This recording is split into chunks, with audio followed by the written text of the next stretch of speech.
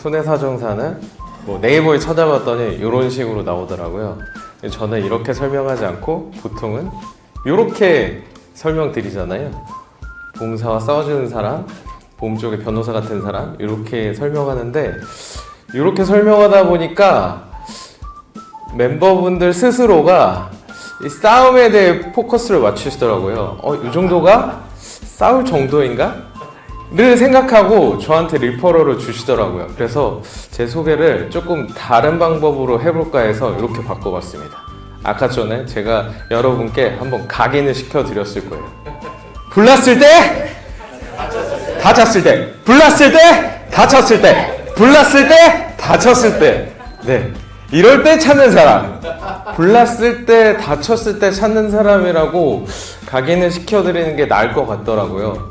왜냐면은 보통 그들이 불났을 때 다쳤을 때 한번 생각을 하고 이게 싸울 만한 일인가를 생각하고 연락을 주시더라고요. 그래서 왜 불났을 때 다쳤을 때 바로 일단은 연락을 주셔야 되는지 조금 설명을 드리면 좋을 것 같아서 이런 준비를 해봤습니다. 해당 업종이 여기에 있는 옷집이 불에 탔는데요. 지금 잘 안 보이는데 지금 연기가 가득 찬 상태입니다. 이 코너를 돌아서 옆에 있는 이제 초밥집에서 불이 나서 전체적으로 피해가 입은 상황인데요. 연기가 빠졌습니다. 근데 겉으로 보셨을 때는 별 이상이 없어 보이죠? 제가 이전에도 이 사진을 한번 보여드린 적이 있습니다. 흰 색깔 사진을 갖고 위에 사진을 갖고 이제 피해난 부분이 없다라고 할 수 있는데요. 일반인들은 그렇게 생각하겠죠. 근데 이분은 사실 매장에서 이런 매장에 대한 피해보다는 옷에 대한 피해에 집중하셔서 저한테 연락을 주신 분이었거든요. 그래서 나름 고급 옷을 파는 분이어서 이 옷들이 세탁비밖에 안 준다 이렇게 보험사가 주장하니까 그때 연락을 주신 겁니다. 그래서 이 옷만 해도 몇 천만 원이 되는데 이거를 세탁만 하고 그냥 팔으라고 어떻게 팔아? 이 문제에서 시작하셔서 사실은 연락을 주신 건데, 저는 지속적으로 건물에 대한 거를 여쭤봤어요. 그래서 이분은 건물을 제가 처음 현장에 방문했을 때 이런 식으로 청소를 하고 계셨습니다. 업체를 불러 청소를 하고 계셨는데, 이분 생각은 이거겠죠. 그냥 겉으로 이렇게 봤을 때 별 문제 없고 이런데 얼룩이 묻어 있었거든요. 위에 조금 누수 자국이 있고, 그래서 조금 뭐 먼지들 털어내고 쓰면 되겠다. 그래서 청소값 받아야지. 그리고 옷값을 메인으로 생각을 하셨습니다. 몇 천만 원 되는 옷을 다 받아야지, 이 생각을 했는데, 저는 계속 질문을 인테리어는 언제 하셨고, 입주는 언제 하셨고, 임차인이신가요? 아니면은 소유하고 계신 건물인가요? 이런 거를 지속적으로 물어봤거든요. 왜냐면 저희 손해사정사들은 이 현장을 볼 때 이 부분을 다 공사를 할 수 있을까를 생각을 합니다. 그리고 현장 방문을 했을 때 그것이 포인트인 거죠. 왜냐하면 손해액으로 따졌을 때 해당하는 인테리어가 더 많이 나오기 때문에 옷값은 굉장히 작은 부분에 속하는 겁니다. 그래서 이분은 지금 거의 한 2억 가까이를 받으셨어요. 근데 만약에 그분께서 옷값에만 집중하셨으면 옷값은 한 2천만 원 정도밖에 안 나왔거든요. 그러니까 이런 부분을 내가 그냥 불났을 때 저한테 연락을 안 하시고, 만약에 이분이 옷에 대한 분쟁이 만약에 저렴한 옷을 판매하시는 분이었으면 연락도 없으셨겠죠. 이런 식으로 내가 판단하지 말고 불났을 때 일단은 연락 주시면은 그 다음에 제가 판단해 보는 게 좋습니다. 다쳤을 때도 포인트가 바로 찾아야 되는 예시를 제가 얼마 전에 어떤 대표님이랑 원투원을 하다 이 얘기를 들었어요. 그 지인분께서 너무 어지러움증으로 인해서 쓰러지셨는데 그 부분이 머리에 찌우면서 뇌출혈이 발생했습니다. 근데 만약에 터진 부분이 있으면 이런 증상이 발생하거든요. 근데 그 부분이 또 이제 수상을 입으면 병원에서는 몰라요. 이게 질병으로 인해서 뇌출혈이 생긴 건지 상해로 인해서 뇌출혈이 생긴 건지 모릅니다. 반대로 말하면 보험사도 모릅니다. 그래서 모를 때는 피보험자한테 유리하거든요. 그래서 그분 같은 경우는 이 사실을 알고 계셨어요. 180일 후에 상해 후유장애를 받을 수 있다는 사실을 알고 계셔서 상해로부터 180일 이후에 저한테 말씀을 줄 거다라고 했는데, 사실은 여기서는 조금 상해인지 질병인지가 굉장히 중요합니다.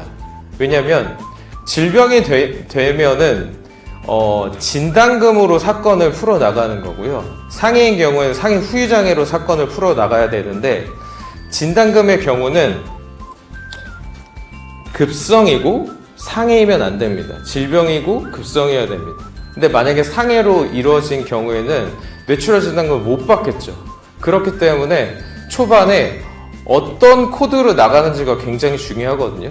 그래서 이분은 그 사건을 상해 코드로 의사한테 해달라고 말씀을 드렸대요. 근데 그렇게 되면 진단금이 날아가는 겁니다. 근데 지금 실손에 대한 포인트나 상해 후유장에 대한 포인트가 없었거든요. 근데 만약에 이분이 진단금이 만약에 실제로는 없었는데 만약에 있었다고 하면은 굉장히 잘못 선택을 하신 거죠. 그냥 놔두고 있다가 저한테 다쳤을 때 물어보시고 이 경우는 어떻게 해야 됩니까? 물어보셨으면은 저는 질병이라고 주장을 하면 좋겠다라고 생각을 들었고 그렇게 말씀드렸을 거거든요. 그리고 이런 식으로 미리 생각하시는 경우들이 많은데, 특히나 또 연락하지 않는 이유에 대해서 조금 생각해 봤거든요. 그러니까 요 두 가지일 거라고 생각해요. 너무 작은 사건이라서 저한테 도움이 안 될 것 같아서, 그리고 너무 작은 사건이어서 수수료를 내지 않아도 될 건인데 수수료를 낼까봐 혹시라도 그렇게 해서 연락을 안 한다고 생각하거든요. 근데 요 대답을 제가 드리자면은, 기억이 날라갔네. 연락을 해야 되는 이유는 일단은 작은 사건이라는 것 자체가 판단하실 수가 없습니다, 여러분이. 아까 생각하셨다시피 피해가 없었잖아요. 근데 손해사정사는 피해가 많다고 생각하잖아요. 그러니까 이렇게 작은 사건이라 생각하는 것 자체가 사실 오류일 수 있다는 거. 두 번째는 작은 사건이라 수수료 관련해서는 사실 너무 작은 사건은 제가 거절을 합니다. 제가 못하겠다고 말씀드립니다. 수수료 비중이 너무 크면은 사실 제 스스로가 안 한다고 하기 때문에 이 걱정도 사실은 하실 필요가 없습니다. 제가 판단해서 알려드리기 때문에. 그래서 제가 오늘 이철규 대표님 교육자를 보면서 제가 나름의 이 장표를 준비해 봤는데요. 다친 사람의 핵심 고객을 뒀을 때는 저는 이런 분들이 필요합니다.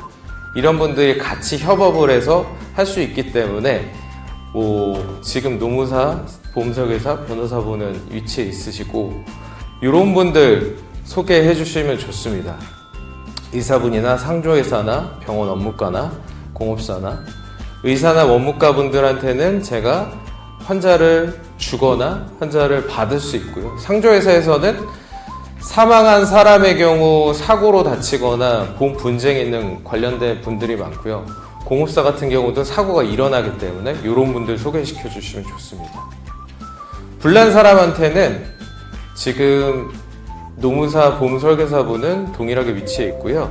인테리어 하시는 분도 위치해 있습니다. 근데 복구업체나 청소업체, 소방서 원인 감식 관계자 알고 계시면 소개해 주시면 좋습니다. 특히나 저희는 합동 감식을 많이 하거나 불이 나게 되면 소방서랑 경찰서랑 이제 손해사정사랑 합동 감식 많이 하게 되는데, 소방서 원인 감식하는 관계자 아시면은 아무래도 피해자분들 상대할 때 그 소방서 관계자가 주는 명함은 조금 힘이 있거든요. 수임할 확률이 올라갑니다. 그래서 이런 분들 아시게 되면은 연락 부탁드리겠습니다. 감사합니다.